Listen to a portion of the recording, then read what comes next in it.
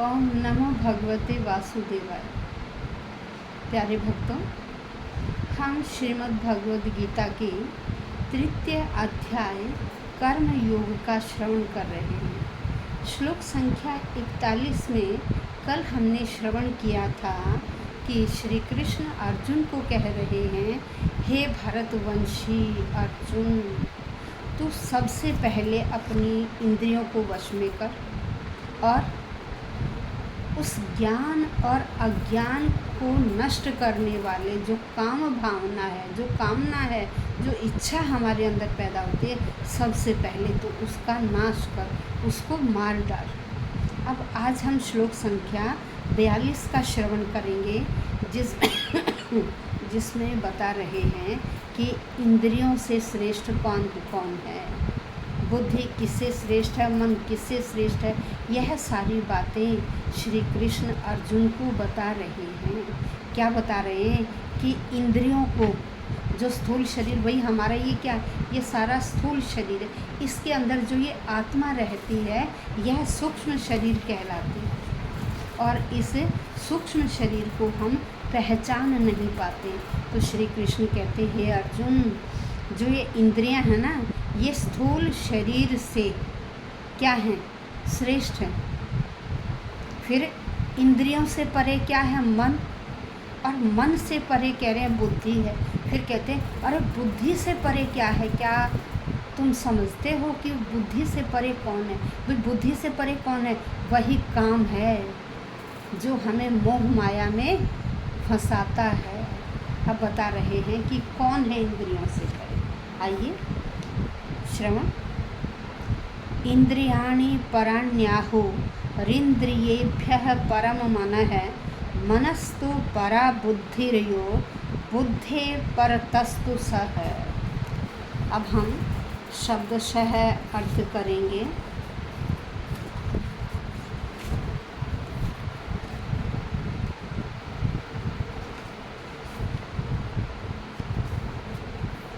इंद्रियाणि, इंद्रियाणि इंद्रियों से, इंद्रियाणि इंद्रियों, इंद्रियाणि इंद्रियों को।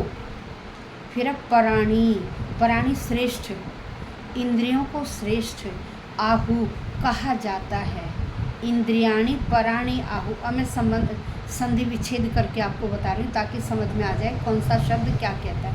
इंद्रियाणि इंद्रियों को, पराणी श्रेष्ठ आहु कहा जाता है। फिर कहा इंद्रियेभ्य है, फिर इंद्रियों से बढ़कर परम मन है, मन है, मन को परम श्रेष्ठ कहा जाता है। सबसे पहले कहा कि इंद्रियों को श्रेष्ठ कहा जाता है।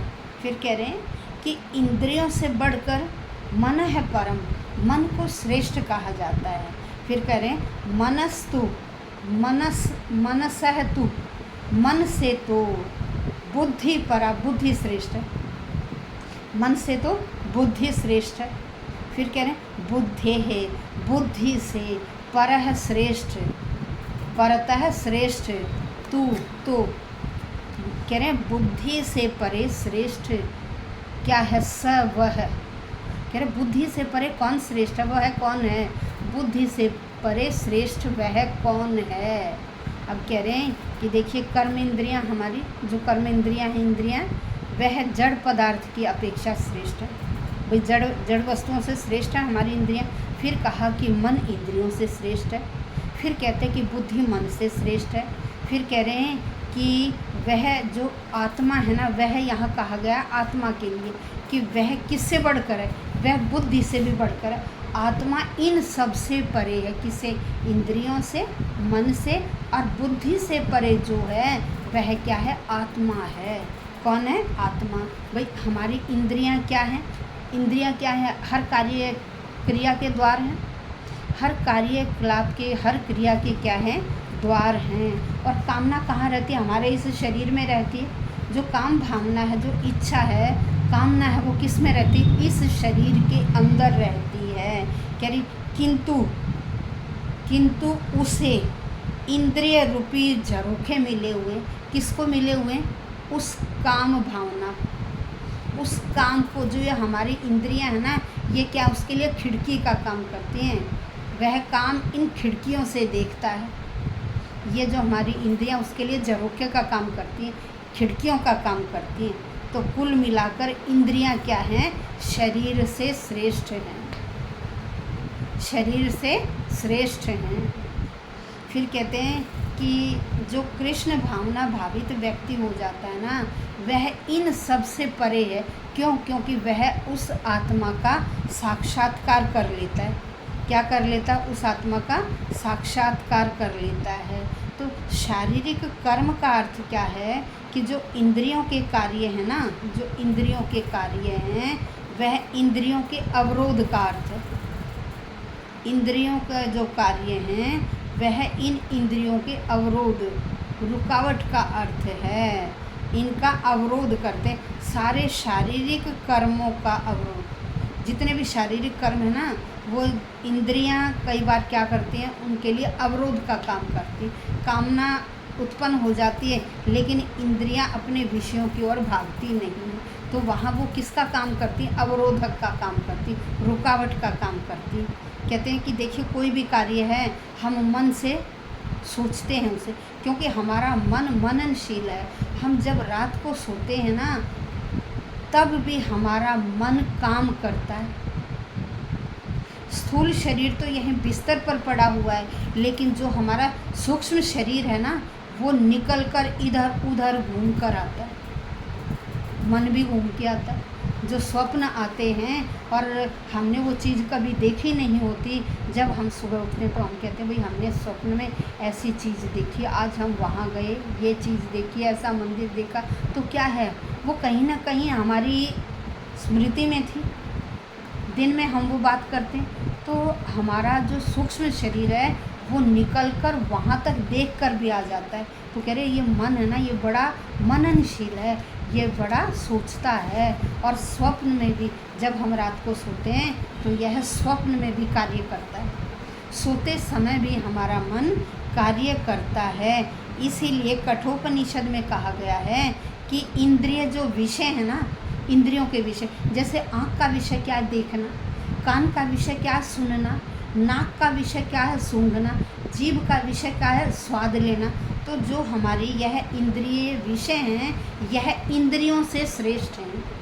कठोपनिषद में कहा गया है कि इंद्रियों के जो विषय हैं ना, वो इंद्रियों से श्रेष्ठ हैं। मन इंद्रिय विषयों से श्रेष्ठ है। मन हमारा क्या है? इन इंद्रिय विषयों से श्रेष्ठ है। इंद्रिय विषयों से इंद्रियों को श्रेष्ठ बताया गया है। ठीक है, इंद्रिय विषय किससे श्रेष्ठ बताए? इंद्रियों से। इंद्रिय विषय इंद्रियों से श्रेष्ठ बताए। फिर मन को इंद्रिय विषयों से श्रेष्ठ बताया गया है। ठीक है, और यदि मन भगवान की सेवा में निरंतर लग जाए तो हमारी इंद्रियां इधर उधर नहीं घूमेंगी, क्योंकि इंद्रियों के पीछे मन लगाम को कसने वाला होता है। इंद्रियां जैसे घोड़े इधर उधर जाते हैं ना, तो पीछे क्या है? जो सारथी, वो चाबुक से उनको कंट्रोल में करता है। तो ऐसे मन क्या है? मन एक चाबुक की तरह है, मन उनको कंट्रोल में करता है। यदि मन कंट्रोल नहीं करेगा तो इंद्रियां इधर उधर अपने विषयों की तरफ भागेंगी। तो इन्होंने कहा कि मन क्या है? मन क्या है?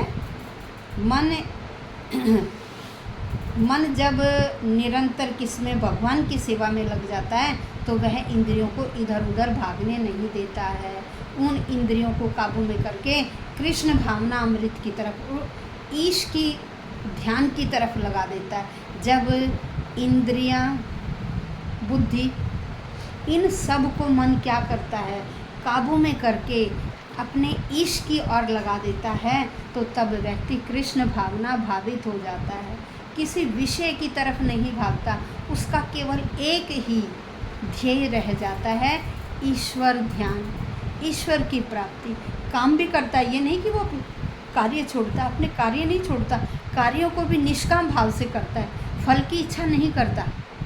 वो अपना कर्तव्य समझता है कि मेरा कर्तव्य है काम को करना, और उसकी जो इंद्रियां हैं वो विषयों की ओर नहीं भागती हैं, न मन भागता है, न बुद्धि भागती है, और मन उनको फिर कंट्रोल में करता है और उन इंद्रियों को किस ओर लगा देता है? किस ओर? भगवत कृपा की ओर, भगवत दया की ओर लगा देता है, जिससे इंद्रियां अन्य विषयों की तरफ नहीं भागती, वह ईश में ही रत रहती हैं। ईश की कृपा में ही, भगवत प्रसाद में ही, भगवत कृपा में ही क्या रहती है, रत रहती हैं, जिससे वह इधर उधर नहीं भागती। जब इधर उधर नहीं भागेंगी और मन ने कंट्रोल में कर रखा है, तो उस व्यक्ति के गिरने की अर्थात पतित होने की, कोई बुरा कार्य करने की भी संभावना नहीं रह जाती। ऐसा व्यक्ति कभी भी अपने पद से भ्रष्ट नहीं होता है। तो यहाँ श्री कृष्ण ने अर्जुन को यही समझाया। भक्तों, आज हमारा तृतीय अध्याय पूर्णता की ओर जा रहा है।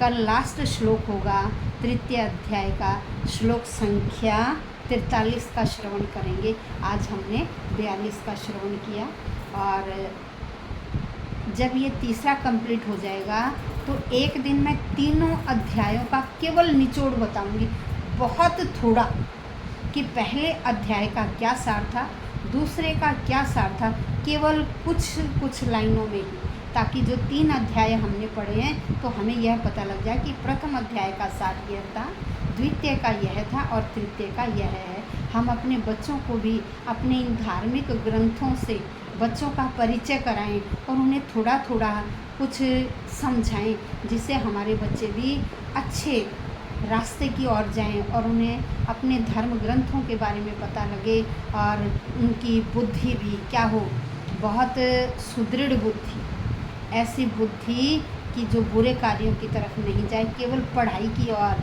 छोटे बड़े की इज्जत करना सीखें, किसी को अपशब्द न कहें, और अपने धार्मिक ग्रंथों के बारे में वह समझ सकें, जिससे हमारी जो संस्कृति है उसका भी उन्हें ज्ञान होता रहे। तो यह हमारा ही कर्तव्य है कि हम अपने बच्चों को अपनी संस्कृति का परिचय कराएं। धन्यवाद।